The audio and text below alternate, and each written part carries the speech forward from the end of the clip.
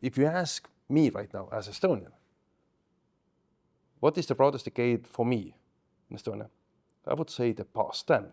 Now, Estonia has never been as rich throughout the history, never punched above its weight as we do right now. Putin has said it himself many times. He has said that the collapse of the Soviet Union was the biggest tragedy of the 20th century.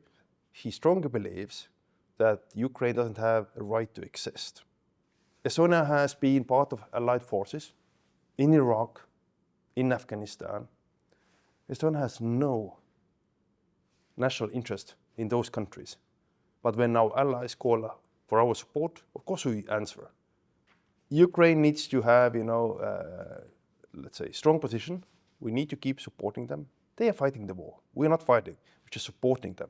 But they are dying for it. So are you worried that you might, at some point in the future, be invaded by Russia? Am I worried? I'm worried. Am I afraid? Not afraid.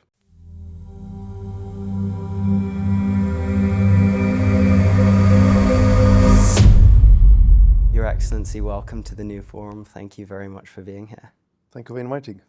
So you are currently the ambassador to the UK, but this is not your first tenure in the UK as a diplomat. You actually started as a student here. It was the first time you lived in the UK back in 2001, was it? Yes. So then I went to study at the University of Sussex. And the topic I was taking, Diploma on European Union Affairs. It's quite now interesting. I wonder if they still have that degree. I haven't checked it out. Maybe they do, but I have visited the University of Sussex since. So I still, have some kind of fond memories of the campus next to Brighton. And you then, was it at the same time that you were also an attaché at the London Embassy? Because it was quite close to that. It happened to your afterwards, studies. so that when I graduated from university, then I entered the Estonian School of Diplomacy. And then I also started my BA studies. But in between, the British Council provided me a scholarship, achieving scholarship, so that I could study one term here in the UK. So I found it extremely fantastic opportunity. I took it. That time I had no clue that just a year later I will be posted here as an economic counselor. So when I spent my first fantastic 4 years in the UK. How did you find it? At that time, I suppose it was I was even more thrilled because Estonia was different. I was different. I was so much younger. First time being posted. Now you can say I'm still consider myself young, but this is already my fourth posting. So yes. That one was the first one. And diplomats always say, and I agree, that the first posting is special because everything is new for you. Also, it's special meaning you probably try the hardest. You get emotionally attached to your host country. So your heart's really in London. It is. But also it's one of the hardest as well because when you have to leave eventually, then it's very difficult because you have built relationships, you have built friendships, and you have to move on. Of course, you get used to that later on. That you see that people move all the time, and as globe is becoming small, it really doesn't matter if you live in the same country or not, because often it happens like right now. My old friends from that time, Estonians who worked for the Estonian Embassy at that time. Now I've been, again, 4 years here. I see them less than when I saw them previously. Because when every time I came to London, we met. But now as I live in London again, we don't meet. I guess that's part and parcel of the diplomat lifestyle and also just moving around different countries. One of the other countries you spent time in is America. You had a posting in Washington. And what year was that? It was Obama years, 2009 till 2011. So I was doing economy again, so economic policy and business diplomacy. I enjoyed my time in DC a lot. So that maybe it also helped that the climate there is different than in my own country and here. Summers can be very hot. Yeah, but probably given that I moved on then to India, it was like good kind of a preparation for my next posting. Was that a culture shock when you moved? Because you were the first, blazed a trail as the first resident ambassador from Estonia to India. India, we didn't have embassy there, but we had non-residing ambassadors because India obviously is a big, massive country, but as Estonia is small, so that our embassy network is limited compared to bigger countries. But we opened the embassy there in 2013, so that I was there the first ambassador. Now it's already, years have passed. There is already my fourth successor in India, and our relationship is doing well. India is increasingly important for us for business as well. So my focus there was to start business links most of all. Now, of course, Indian prominence on the political arena also is increasing fast. But India was, for me, it was outstanding. The thing is, it always, it really depends on what angle you look at things. When I'm here, then I could see differences between Estonia and UK. When I was in the US, then Estonia and UK seemed more similar. And when I was in India, then US, UK and Estonia seemed quite similar compared to India. So it really depends. But eventually, I think all comes down to the same argument why I also became a diplomat. That world is small, we just need to learn about each other. Because mostly, I think, the ignorance has been a big issue. I think all those different worries or phobias people might have is mostly about ignorance. So just travel more and you see that we are different, but we're also very, very similar. We have similar concerns. And sometimes if our culture are different, exactly, that's the reason why you travel as tourists. But just to understand, it's better. And I truly enjoy those, different cultural, let's say, elements and, how I'm exposed to new experiences. That's perfect for me. So that I, therefore, traveling and working in different places globally, I think this is the best work possible. On the international front, you became accustomed, as you're mentioning, to all these different cultures and governments and lifestyles and ways of operating in different countries. But you have the additional arrows in your quiver of being seconded to the Ministry of Finance and also the Foreign Ministry at different times during your career. How did those secondments and specializing as a macroeconomist shape your thinking and teach you how to think in a way that will have aided your current position? By training, I am an economist, and yes, I've been seconded. I started my professional career in public service in the Ministry of Finance. Then I moved to the Foreign Ministry. And between my postings, first to US and then India, and now before I came back to UK, I was seconded to the Ministry of Economic Affairs. I was in charge of economic policy of Estonia. How it has helped. Estonia is a small country. I always say Estonia is not a market, it's a country. And we have always been strong advocates for liberal trade policy, like the UK has been. So we believe that trading with others, this is the only way. We haven't changed that attitude. Before Estonia joined the European Union back in 2004, then Estonia had a trade policy that was 0% tariffs against every country in every segment. Even if the other countries... That must have been one of the only countries that did have that approach. Nobody ever has done it before. And so that, in the modern times at least. So Estonia, even knowing that other countries might protect their own markets, we didn't do that. Because why? Estonian foreign trade turnover is close to 160-170% of our GDP. So that its turnover is very big. We trade, we export a lot. We also import a lot. So if you cannot produce everything yourself, you need to buy it. So why do tax it and make it more expensive for your own customers? It doesn't make any sense because you have to buy it anyway. So that was our policy when Estonia joined the European Union. Obviously, we became part of the single market. And now we have the same common commercial policy or trade policy like the EU does. But that time we thought it doesn't make any sense. Therefore also what the embassies do a lot, and maybe even proportionally more than bigger countries, that we try to help Estonian businesses to really set foot in different countries because we understand how important foreign trade is. And my perspective, you see how companies, what are the concerns, how they succeed in foreign markets, then it also helped me to do the same, how to make Estonian business climate even better. Often when I host business dinners, also in London, I host them a lot. My main question always is, what is your main ask to your own government? Because I always said, the thing is just to understand what are your main concerns and also learn from it. Our probably biggest strength can be our agility. Being smaller, we can adapt faster, adapt better. And on economic policy, it's very, very crucial. Speed is important. This was the same argument why Brexit was, supported also. That UK, being outside the EU, can be more agile. Now the question is, can you really make it work?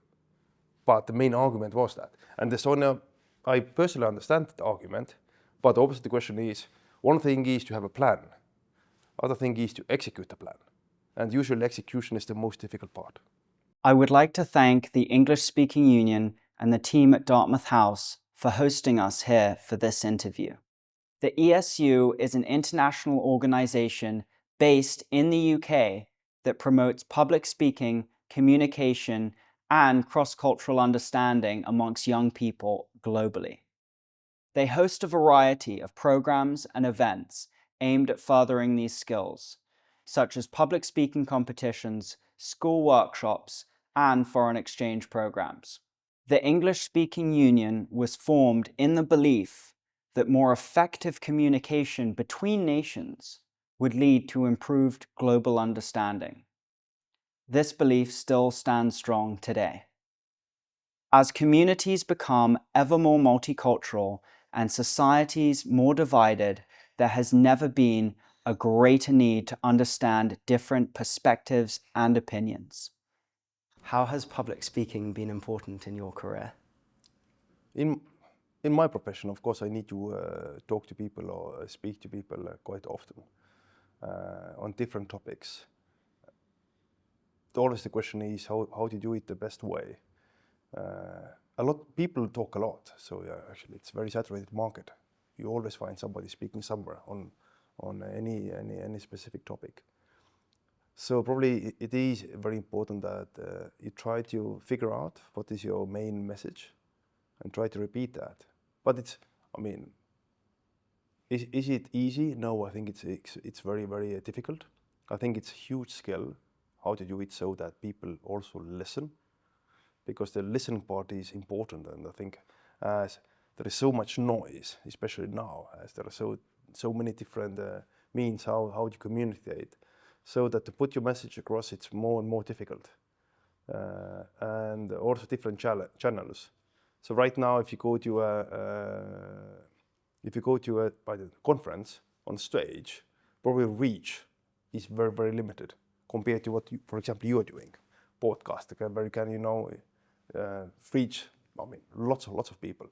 So I think it's extremely difficult, at the same time extremely necessary. But again, as I said, just to pick and figure out what your message should be is the most important. Why is it so important for young people to learn communication skills? Communication thing, it's exactly, I love how you put it. You didn't say it's important how to speak or publicly, how to make a speech. Communication skills, it's both ways. What I said earlier on, that unfortunately see in the world the increasing trend that communities get increasingly polarized.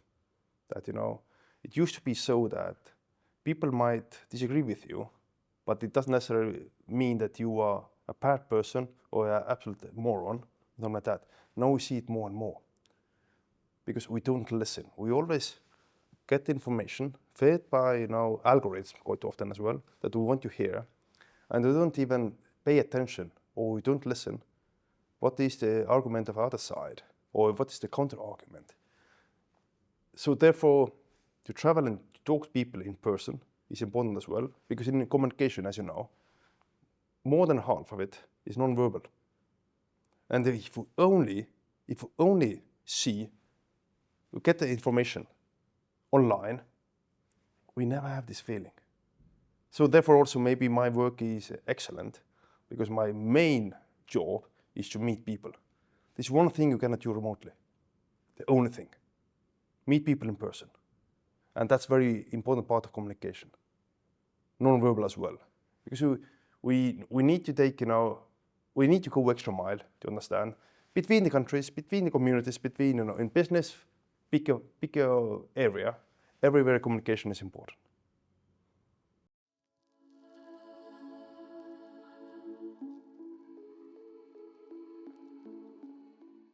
In terms of attracting foreign investment into Estonia, I imagine there's a lot of UK investment. Estonia is a hub of startups. It's one of the most digitized countries in the world.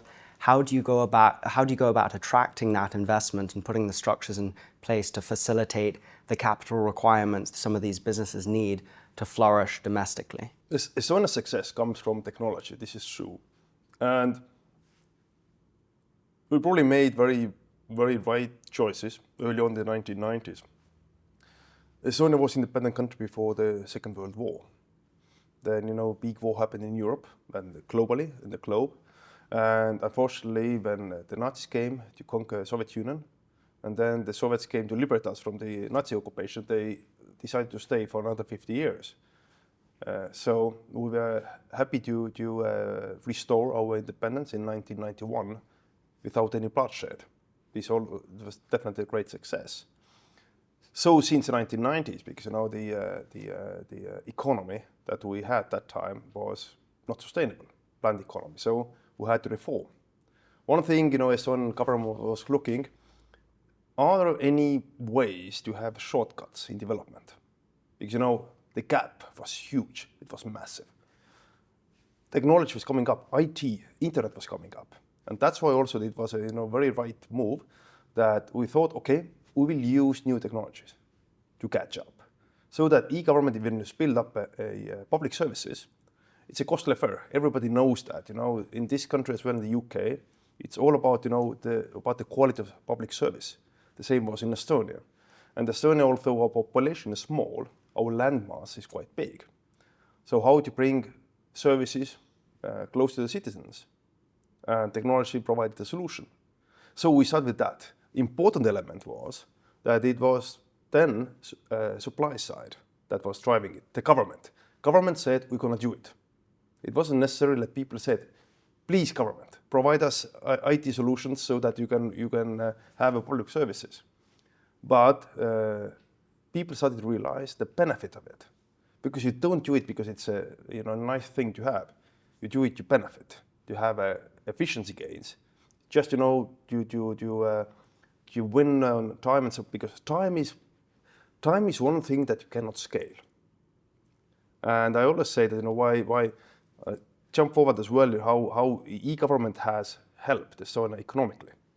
So first, it helped to create technology sector in Estonia because many things Estonian government wanted to do, we outsourced from the private sector. So the government we have this kind of plan, and then private sector had to compete for the best solution for it. So it created a IT industry in Estonia. Also, early on we invested in education, so that the very first IT program, so to speak, that government introduced in the mid-90s was Tiger Leap program. What it means that all schools had to be connected to high-speed internet, even before ministries, even before anything else. Now, all our big unicorns, or 1 billion plus worth technology companies today, were founded by the people who called themselves a Tiger Leap generation. When they were teenagers, and they got the first experience with computers at school in the 1990s. Wow. So that was very important as well. So, and the last element, just not to go and not to expand this topic too wide. E-government, as I said, it's mostly about how to save time so that people don't need to spend too much on talking to their own government. So if most economies are dependent on small and medium-sized companies, mostly small companies, meaning micro companies. Micro companies, 10 people or less. What this company has? 1 employee, accountant, maybe 2. The only thing they need to do is to talk to their own government, to the box, right? Now in e-government, it's simple. You can do it quickly. It's pre-filled. Technology does it for you. So if you have 10 people, 1 or 2 people, so you can easily cut 10% of a labor cost.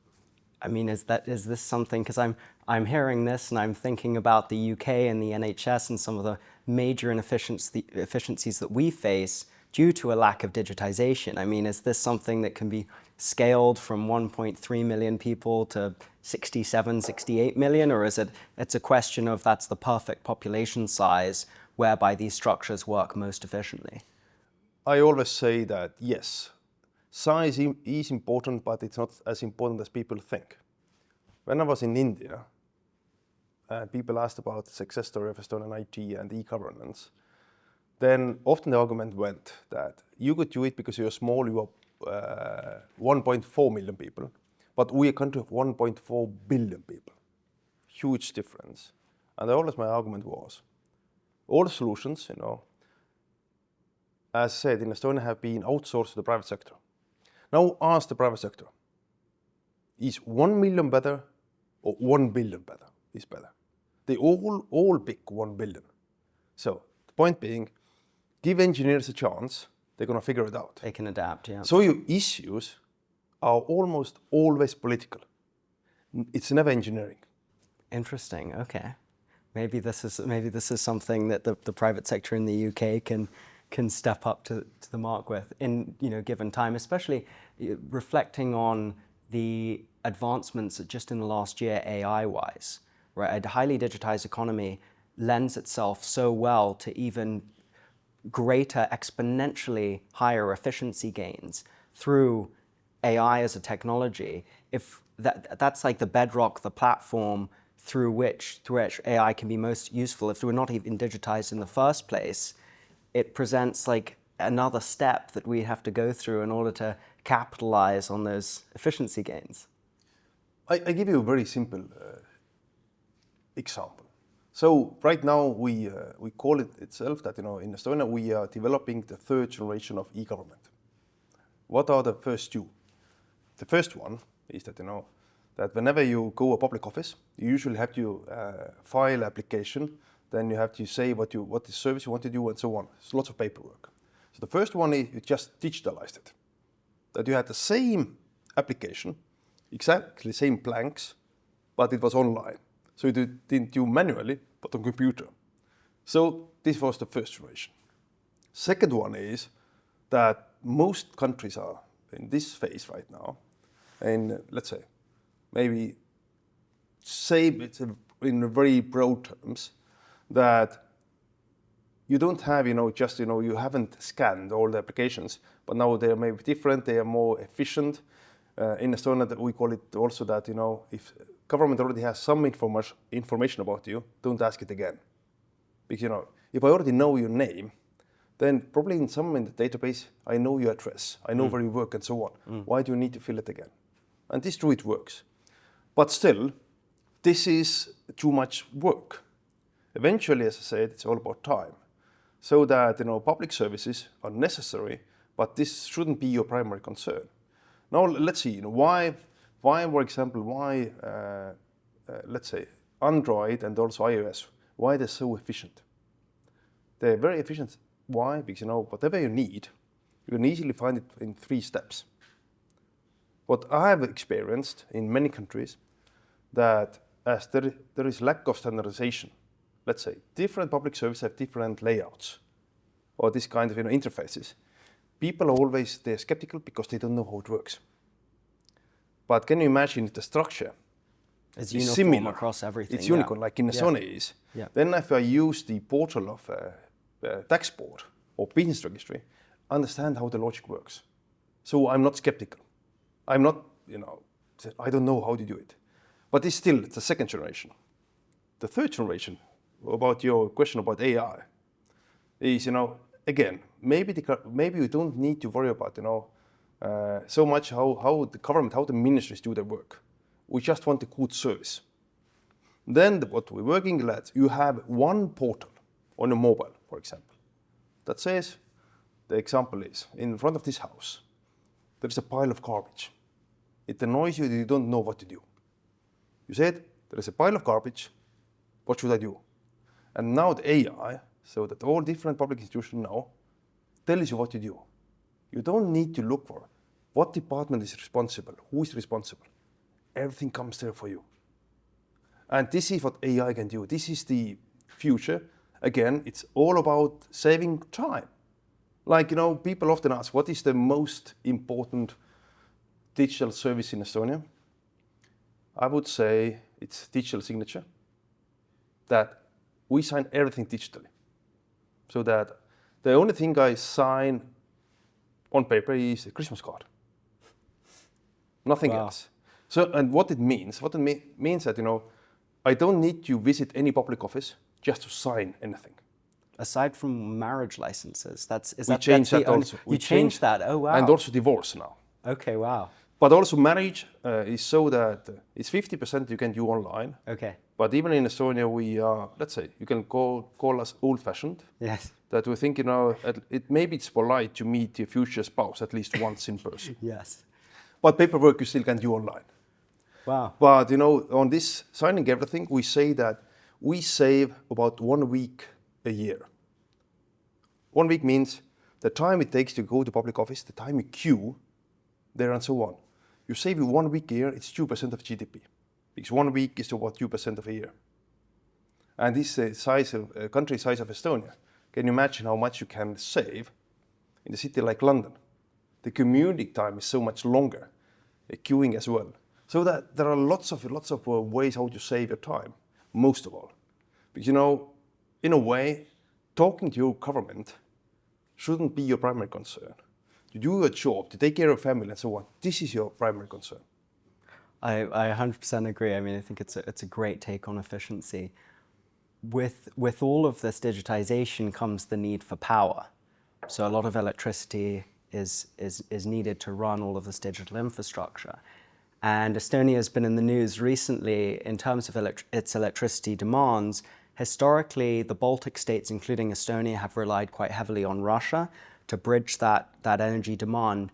Most recently, there's been a disconnect out of the Russian energy grid and into the European energy grid. This must be such a weight off of your shoulders. This now I have to correct you a bit. Yes.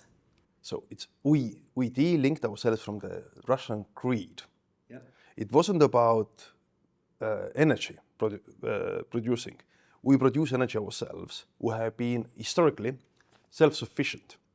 So that Estonia, historically we were based on oil shale. It's like brown coal that we're phasing out. Now renewables are coming in. So that we haven't bought electricity from Russia for decades. We don't buy. It's all about grid. Grid means it's engineering. It's very complex. As you know, people, I don't understand it. People say, if you bring a lot of energy, new electricity to market, you cannot just link to the grid, because at every single moment, demand and supply need to match. Otherwise, the grid collapses. So that's why also, if you ask engineers to say, if you add, let's say, 10% of your annual demand, 10% extra, you cannot do it, because demand needs to be there as well. So what the Estonia and the Baltic states did, that even 8 million, like we are combined population, the grid is too small to sustain itself independently. It has to be a part of a bigger grid so that the frequency and so on is the same. Okay. So this is what we de-linked. That we took some very big investments that takes lots of time, that we built all those cables to Finland, Sweden, Poland, and so on. And now we synchronized ourselves with the Central European grid, and we cut ourselves from Russian one. But also for years, we tried also to run ourselves as a small island of 3 Baltics. It worked, so that it was a theoretical thing, and it's mostly emotional thing as well, that we don't need Russian grid any longer. Now we're part of the European grid. With respect to, you mentioned Finland and the energy grid in the surrounding areas. One of the slight issues, one of the statistics I saw over the last 18 months, there have been 11 disruptions, attacks on some of these undersea information electricity cables by these Russian shadow fleets. And one Russian or supposedly Russian ship was recently apprehended by Finland for damaging one of the major electricity cables leading to Estonia under the sea. How worried are you about this sort of sabotage and these commercial ships inflicting this sort of damage? We are very worried for many reasons. First of all, those incidents the trend is upwards. Those things happen too often. Obviously, we are all dependent on energy, on communication lines, so on. So how to protect all those lines remain safe is a big challenge. Not for Estonia only, not for Finland, but in general for every country. So that also, just recently a Russian spy ship was caught on the coast of the UK. So that British Royal Navy had to show its force also to push them out. So this kind of sabotage or hybrid warfare is happening as we speak at all times. Yes, it has intensified. What we need to do with Shadow Fleet, obviously, is that given how Russia is fueling its war machine with oil revenues, that because of sanctions they cannot use their own ships, and most companies that actually transport oil cannot service Russia for a long time already. That's why they use secondary ships quite often that are also they in a very bad technical shape. So there's also huge environmental risk. Just last week, one of those ships sank in the port of Ust-Luga, close to St. Petersburg, because accidents happen. So it's not only affecting us, but it affects Russia itself. So it's very, very dangerous game they are playing, and we do whatever we can, to cut it back. We use all the international law, what we can do, all the environmental standards that they need to meet, insurance that all those ships need to have. Obviously, the thing is that we cannot see it happening, so that that Shadow Fleet can do whatever they want. And yes, if those anchors are dragged in the seabed for tens of kilometers, if it happens once, we understand, things happen, but it keeps happening, then we need to react. You mentioned international sanctions there, and this is one of the main reasons why these shadow fleets are operating. As a country that borders Russia, as a country that's historically traded with Russia, how effective do you think these sanctions are continuing to be on the Russian economy, on the Russian state? With sanctions, people have different opinions. Me as economist, I say they're absolutely necessary and they do work. But in macroeconomy, everything takes time. Nothing happens overnight. We already see that sanctions are biting hard, especially now the secondary sanctions, so that China, India, the biggest countries that purchase Russian oil, have stopped doing that. Many tankers are just anchored somewhere in the coast of those countries. They don't let them to the ports. So they are already working. Why have they stopped doing that? In Asia, in many places, Why though? Why? Because of the secondary sanctions. Secondary sanctions. Yes, okay. so that nobody wants to be hit by the sanctions that UK, US, and EU have implemented, and we have to do much more. I think we can do much more. One area, for example, is LNG. Although gas exports, Russian exports to Europe, has dropped tremendously, radically. But LNG you still buy quite a lot, not Estonia. It's still 2.5 billion cubic meters per month on average that the EU buys from Russia. I mean, that's quite a lot of reliance. It's quite a lot of reliance, but again, the thing is we need to do much more. One thing is that we can be much forceful with sanctions against Russia. Second thing is, of course, we have to invest heavily so that in Europe we can be ready for alternatives. LNG infrastructure in Europe has improved a lot in recent years. As you know, US is quite willing to export its LNG to Estonia as well, and Middle Eastern countries as well. So the alternatives are there. So we need to actually double down on sanctions, and we will do that. On tariffs, on other products as well. In the EU, we map all those things where we still can do more. Fertilizers, for example. Again, everything is connected. As Russia cannot export its gas, what they do with extra capacity? Fertilizers, it's so gas intensive. Obviously, as they have overcapacity, it's subsidized gas. They eventually, indirectly, subsidize fertilizers. It will affect a lot the fertilizer manufacturers in Europe. So obviously the thing is that we need to do something about that as well. So keeping up on sanctions is very, very important. And also always with Russians. If they deny something, it means that actually it really annoys them. And they always have denied that sanction doesn't work. They do. We're now in mid-February. This is coming up on the 3-year anniversary of the beginning of the war with Russia and Ukraine. And not as many people are talking now as much about why it happened, mainly how to end it.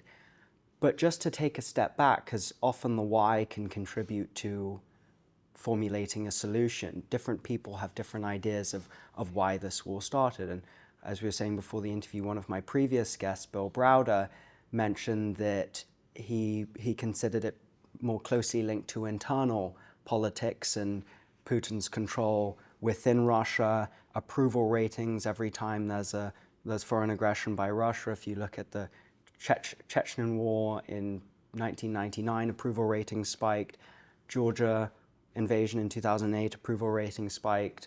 Crimea, and now in 2022, it gives a lot of internal support to Putin. Another reason might be the mineral deposits in Ukraine. Another reason might be imperialist expansion. Why do you think this war started? The short answer is that Putin has said it himself many times. He has said that the collapse of the Soviet Union was the biggest tragedy of the 20th century. And now reread his so-called essay from the summer 2021, where he says more or less about Ukraine, that Ukraine is not an independent nation, and Ukraine shouldn't be an independent country. So that he strongly believes that Ukraine doesn't have a right to exist. It's obvious it is about imperial, lingering in the imperial past. He cannot accept the fact that Soviet Union collapsed. He is the product of Soviet Union. He's ex-KGB guy. He needs a purpose. He thinks that he has lost a purpose.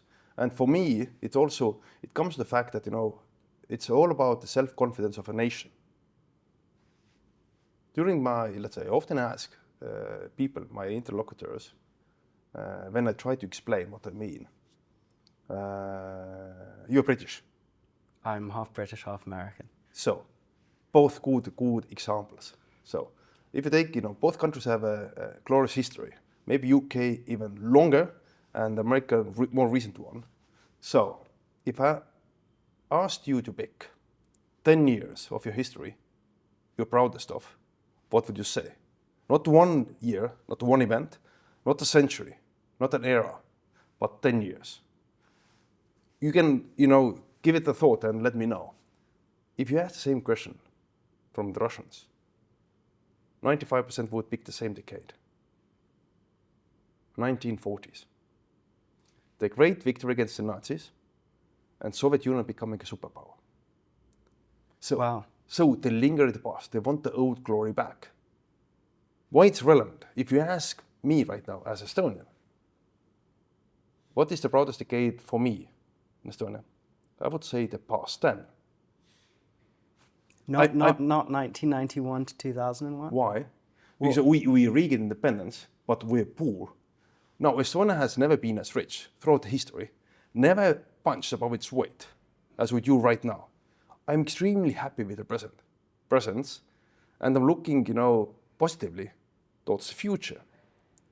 But Russia obviously wants the old glory back. They are not happy where they are right now. They feel that something, God-given is taken away from them. That time also, coming back as economists saying, during the Cold War, Soviet Union economy was not at parity with the US, but at least, I mean, the gap wasn't as big. Now Russia GDP is 1.5%. EU and US combined is more than 50% of global GDP, 1.5%. And they want parity. They're obsessed with the map as well. As you see, they always say during the Soviet time, I'm old enough, so I was a teenager when the Soviet Union collapsed. They see we're 1/6 of the world. Now again, as you know, maps distort. You bring even, okay, it is massive, obviously, but if you bring it to the Africa, it is about as big as Saharan Africa plus Saudi Arabia. It is still big, but much smaller. Yeah. But they are obsessed with that. And we don't know any other former imperial, at least in modern times, who wants to have land. I mean, they have enough land. Why don't you want to control it? No, I want land. So this is what Putin wants, to restore the old glory. And also the thing is, with his imperial, let's say, experience, that's why I always say that what he uses very, very effectively, that what has an ordinary Russian to gain from it? The economy is suffering. Nobody likes them globally. They cannot travel so freely. But, you know, Putin is feeding their sentiment, we're important, we're global players. Because you have nothing to feed on, at least you can feel that, you know, I'm part of a big nation. And that's why also the Russians, the Soviet Union in the past showed them as well, exactly. They were relatively poor. They were also not liked by the West, but they felt important. They have exactly the same experience right now. That's why you can also feel, coming back to your previous question about sanctions, my feels that, you know, Russians don't feel the bite of sanctions. Because again, they're used to that. And Putin knows it. So he makes his own nation suffer for his own political gains. That he and his small clique benefits, because, you know, all the sanctions, given how rich he is, his livelihood is not deteriorating. But average Russian, nothing to gain. Imperialist expansion. When earlier in the war, there was a video clip leaked of Lukashenko with the Russian invasion military tactics plan, and they had the arrows going into different parts of Ukraine. And there were 3 arrows that were quite worrying to those in the West that showed a potential movement of troops into Moldova, which might indicate that this imperialist expansion wasn't just the intended recipient of this was not just Ukraine. As a country that also borders Russia, were you, but also are you, worried that precedents set in Ukraine are not necessarily confined to that part of Europe, that you might, at some point in the future, be invaded by Russia? Am I worried? I'm worried. Am I afraid? Not afraid. Worried, yes. Why? Because think again, if you take just the pure statistics and everything, all the data that Russians had before the invasion of 2022, it would have said, you know, don't invade Ukraine. He did it anyway. So he can be quite irrational. That's why, you know, probably our biggest concern we need to consider is that in the West, we tend to think that Putin thinks the same way as we do. I mean, the logic is different. So obviously, as you know, as you see how he's fighting this war of conquest, he really doesn't care about how many people of his own countrymen get killed. He doesn't care.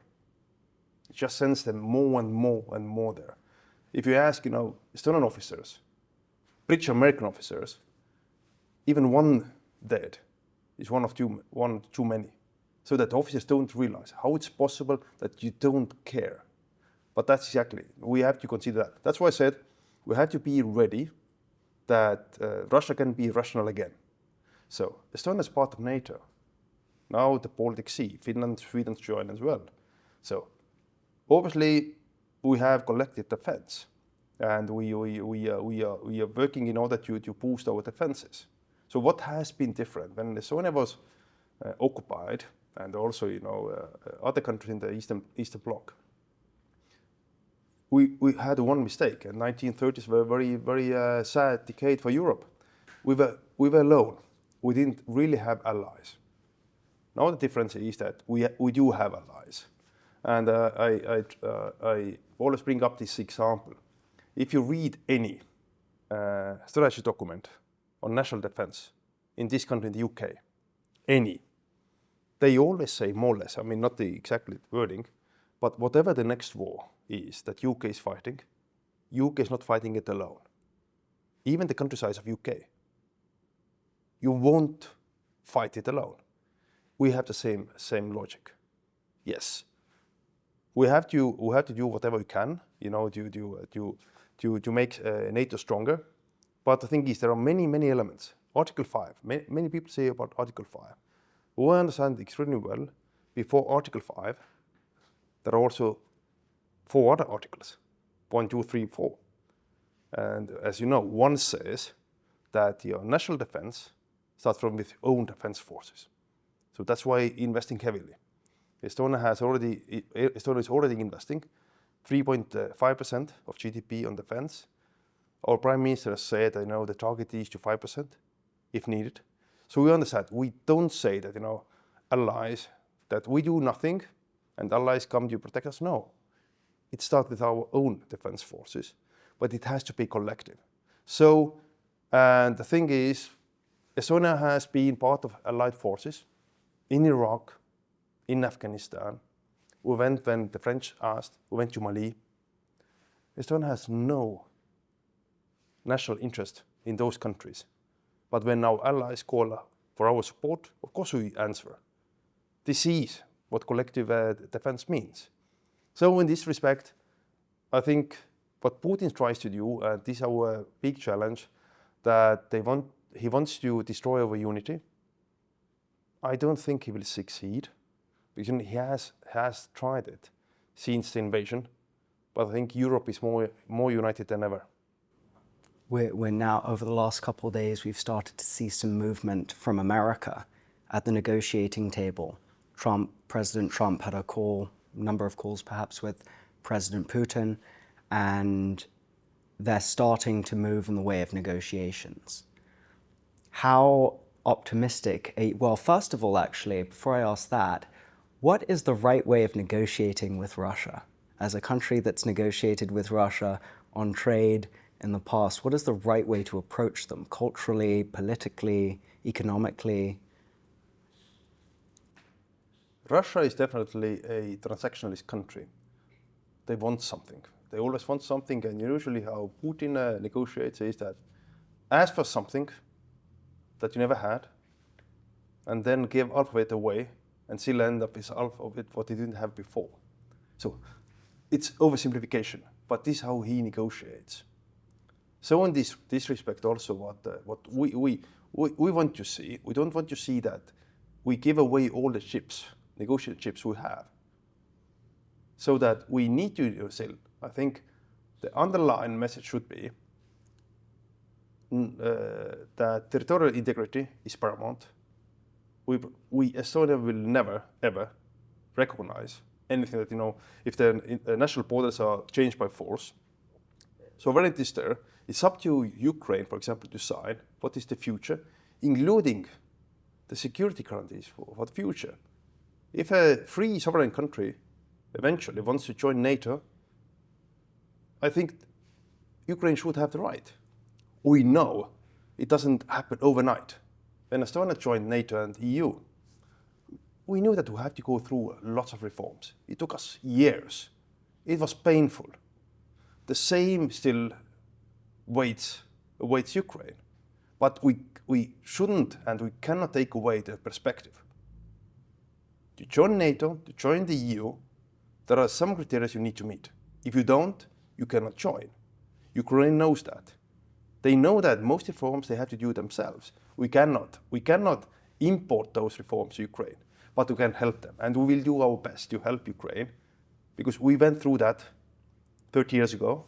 We know it's tough, but we also know it's doable. Do you think it's a good idea?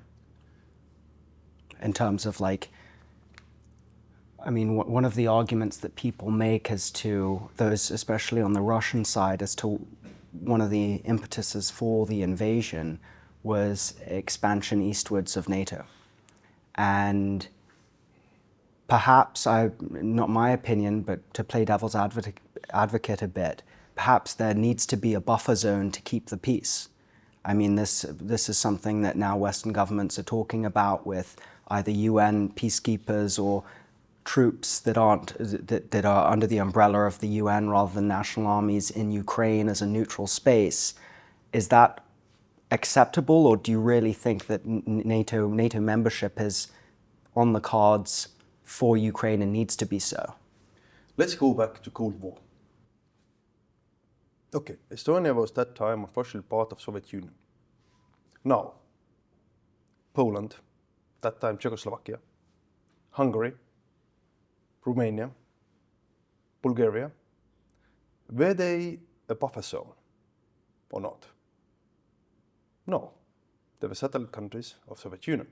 So what was the buffer zone? There was none. You either were the Soviet bloc or Western bloc. There was a hard line, hard border called the Iron Curtain. There wasn't a buffer zone. So that, we cannot fall into this trap that Putin has put in front of us. Let's call it buffer zone. There is not. But Putin is offering that Ukraine needs to be poor and corrupt so they can control it. I always say, Estonia is next to Russia, potentially very lucrative market. Unfortunately, what is the value proposition that Russia offers?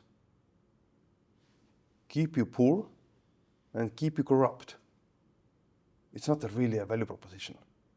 Give me one, so to speak, Russian ally that is not poor or that is not corrupt. Give me one. So what is the value proposition? So that it really cannot be that. It's right now we also decide, Russia has picked a side that it wants to continue the old ways. It's all about, power politics, corruption control, media control, so people don't have access to free information and so on.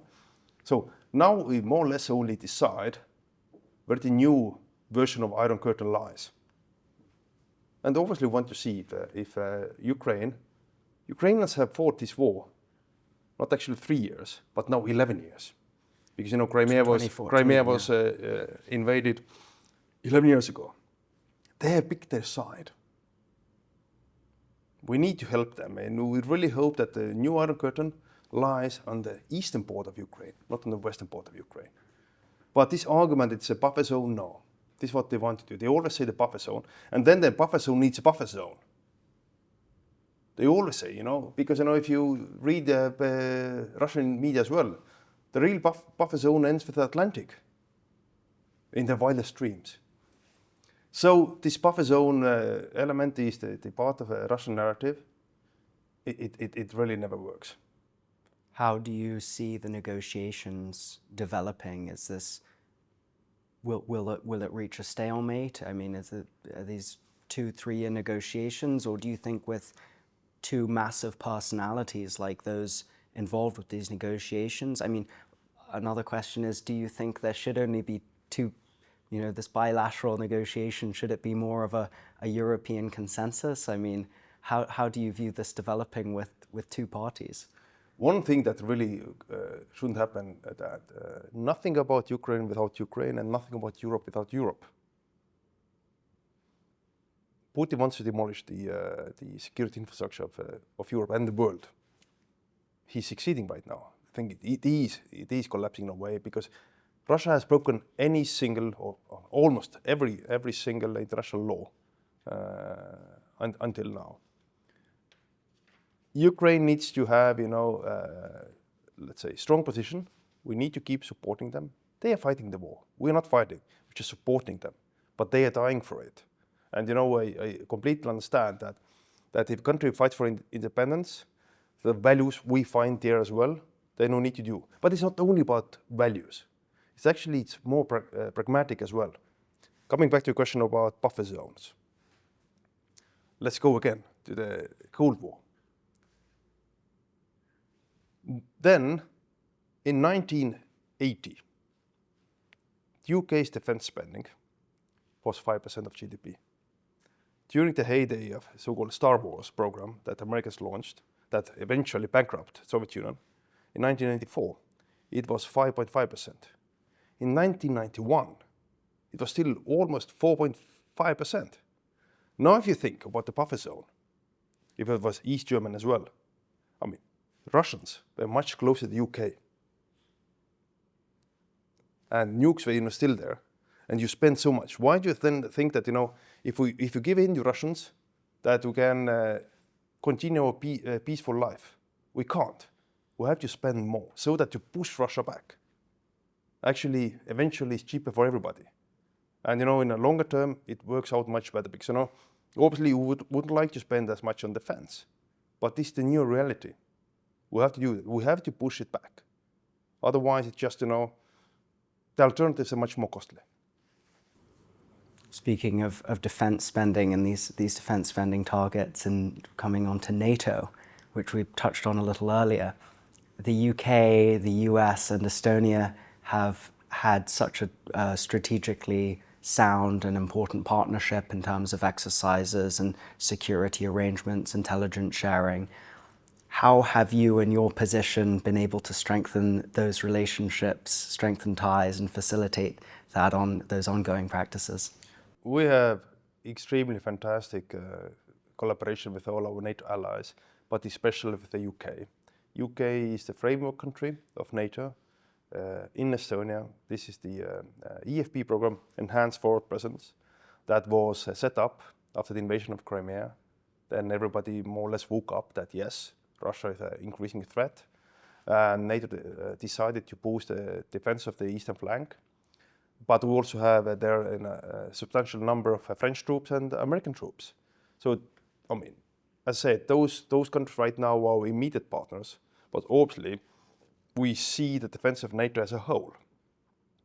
So that's why in NATO, SACEUR, the military chief of NATO, has set out the plans, how do you defend NATO.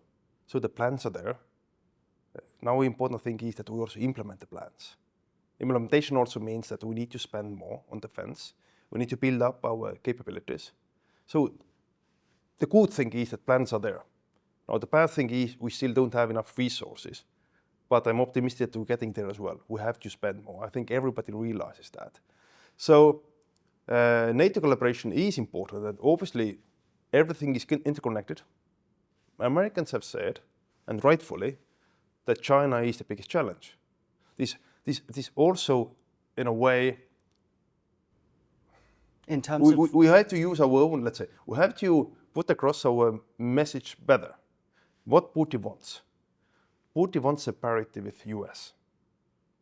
But on the other hand, US says, Russia, you're irrelevant. China is important. Do you understand the contradiction? Russia wants a parity, but it's not. It's already a junior player to China. And as an ally, yes, we work along with Americans. We understand China's there. But of course, the thing is what US says very correctly. Europeans, we need to spend more on our own defenses. If our big ally needs to look to the Indo-Pacific. So the thing is that yes, it means our role as Europeans in Europe needs to increase. But the important thing is it cannot happen overnight. European and NATO allies are already spending way more than we did before. During the Wales summit, NATO summit in 2018, it was agreed that we need to spend minimum 2% of GDP. That time, only 4 countries met the criteria: US, UK, Greece, and Estonia. Now, 22 do out of 29. So that, the progress is already there, but we can do more and we should do more. So that this kind of discussion and what's happening right now is probably good in the longer term for us, but it cannot happen overnight. We still lack some capabilities, so that collaboration with American partners, also what what concerns the European security is very important. It cannot be, let's say, quick turnaround that Americans disappear from Europe. I don't think also Americans want the same. So that this is important. But yes, Europeans need to invest more. Collaboration between the NATO members is important. And let's stick to the plans. As I said, NATO has defense plans, so we need to just implement them. Do you think the military tech that NATO countries are spending their budgets on is appropriate for the wars that will be fought over the next 10 to 20 years in terms of, are tanks still relevant? Are equipping troops on the ground, is that still relevant? Are some of the artillery and missiles still relevant? They are very high cost items. Some of these tanks are 5 to 10 million, sometimes even more, 70,000 to equip a soldier. And then you have 400 euro drones with C4 strapped to them that can take out a tank. Should we shift the spending to drone armies and these quadcopters, as we're seeing now in Ukraine, with bombs attached, as opposed to conventional weapon systems? So, it's a key question. The warfare has changed. Everybody's taking a note, including China. This, coming back to the thing that, everything is connected. Although the war happens in Europe, everybody globally is learning from it. How the West reacts, how we support, what kind of strategies, technology are used, and so on. Everybody's learning. So it's not isolated kind of thing. So this will define what kind of future wars we will see. Everybody hopes that we won't see it. So let's do our best that we won't see a new big war in the future. But defense industry is very, very important. Obviously, the thing is that if we all spend more on defense, again, now as an economist speaking, it's obvious that we need to work closely with defense industry. We cannot import everything. Otherwise, we will be bankrupt.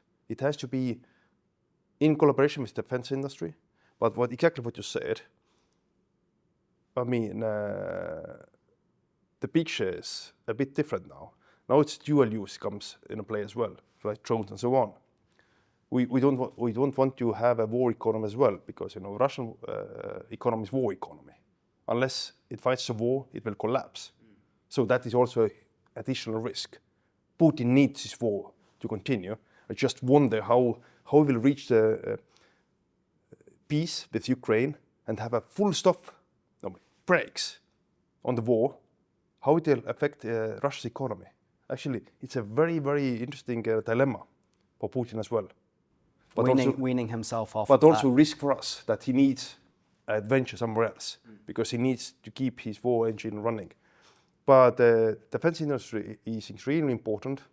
I think we in Europe have been too slow, but it also really characterizes that in macroeconomy, things take time. So it takes a couple of years before the engines are in full swing. So also, I'm optimistic because investments going to defense are huge, also in Estonia. So that, again, size doesn't matter. Estonia we didn't have market primes in defense industry. Market primes meaning big defense industry companies like BAE Systems are similar. But now we have very many, very successful smaller players who do really smart tech. And this is the first time in history as well that you haven't needed to be a massive industrial company in order to manufacture effective weapons of war. And we're seeing in the States a lot of these startups, drone manufacturers, Anduril's a big one, that's providing incredibly cheap drones to the American military that are replacing multi-million-pound dollar missile systems and are really effective on the battlefield as well. Yes, and everything is changing so quickly. This war, unfortunately, has lasted now with this big invasion for 3 years. Do you remember what 3 years ago? It was all about artillery shells. Nobody's talking about the artillery shells anymore. It's all about drones, electronic warfare, and so on. Things are changing so quickly. Now it's all of its precision, but different precision. Now it's not about tens of millions worth of missiles. Exactly what you said. It's a couple of hundred pounds worth of drones. So how quickly can develop them? Because also both sides, they are evolving so fast that I suppose any of the Western country or China or similar cannot probably, let's say, match those engineering skills that both sides, Russia and Ukraine, have.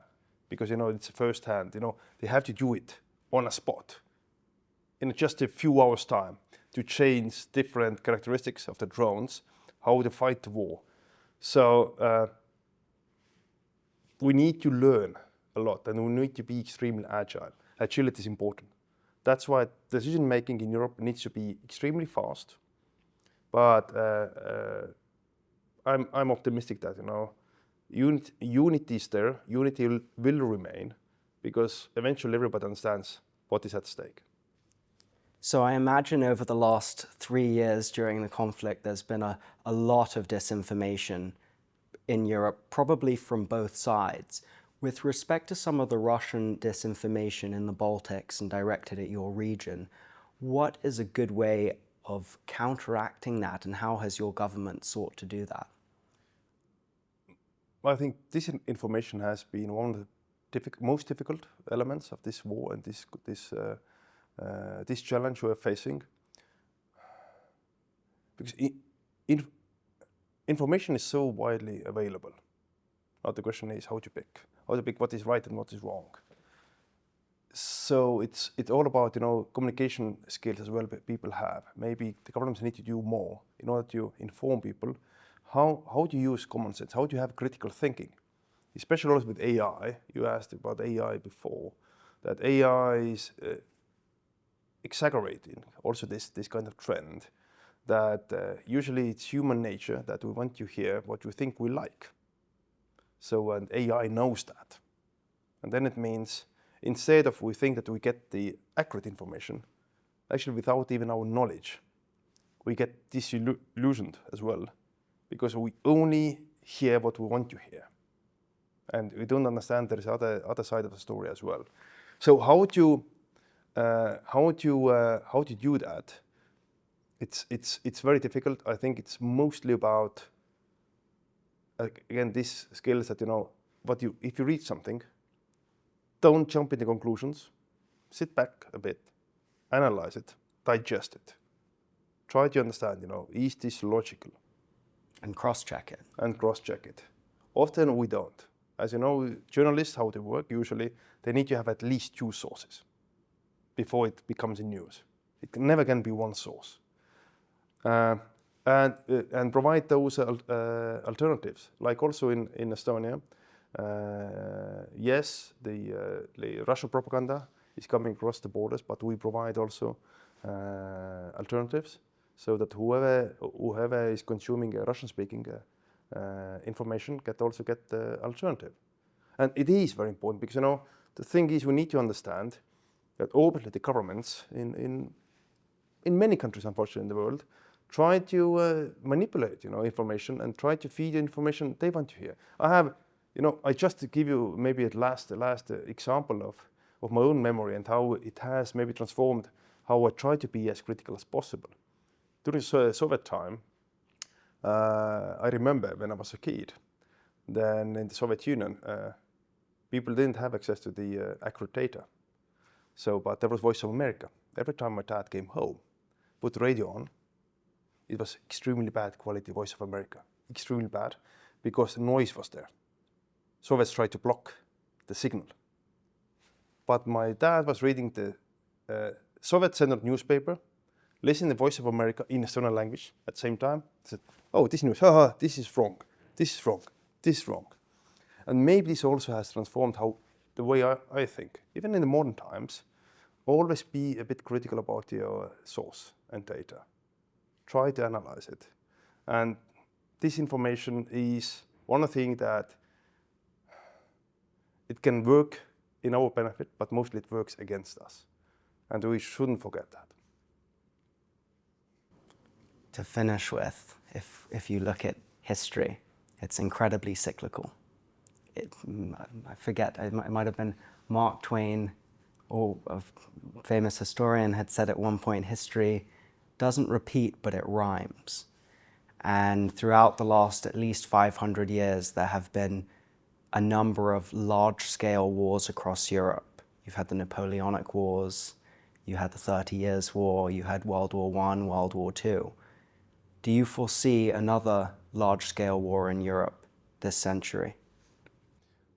It's very good that you brought up those specific wars, and especially in Europe. I cannot claim that I'm a huge fan of European Union, but I'm a huge supporter of European Union and NATO. Why? People always need to remember why the EU was created.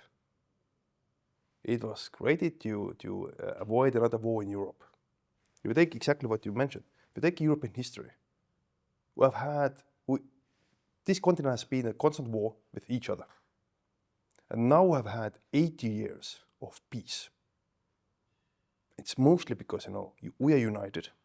We are bound by those rules, the same rules and same values that provided by European Union and NATO, so that as long as we keep the unity, I don't think there is any chance that the new big war will happen in Europe. The moment we lose the unity, it's possible.